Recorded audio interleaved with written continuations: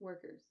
Workers' dormitories are where all people of color and white women, with the exception of nursing mothers, spend their days outside of work.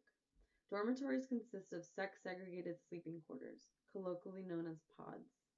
As a queer woman of color, I find the need to warn you there is zero tolerance of non-heteronormative gender or sexual expression, punishable by imprisonment or death.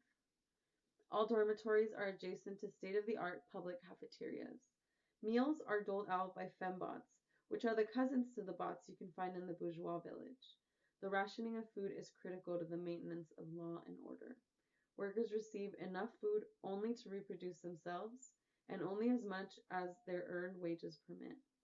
Wages are recorded in a state-of-the-art microchip worn by each worker, and a reward system is typically in place for boss informants and police officers who illustrate marked loyalty to the state. They receive extra benefits in their meals. From the point of view of state authorities, dormitories are potential hotbeds of revolutionary activity, for it is here that workers have an opportunity to share ideas and contraband. For this reason, not only is there a repressive state apparatus at work here, but an ideological state apparatus as well.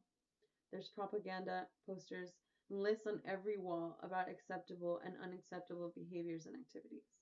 For example, one list explains certain literature is absolutely forbidden, including anything that can be seen as a manual for worker self-organization. Confiscation of subversive texts such as the Communist Manifesto by Karl Marx and The Power of Women and the Subversion of the Community by Selma James are regular, and as is the punishment of agitators. Since this is a place of congregation, we've witnessed huge repression here. Our goal is to break into the cafeterias and hack the meal plans, give all workers an endless supply of meals, just like the wealthy have, and break into the pod's mainframe to eventually allow for freedom of sexual and gender expression in the pods.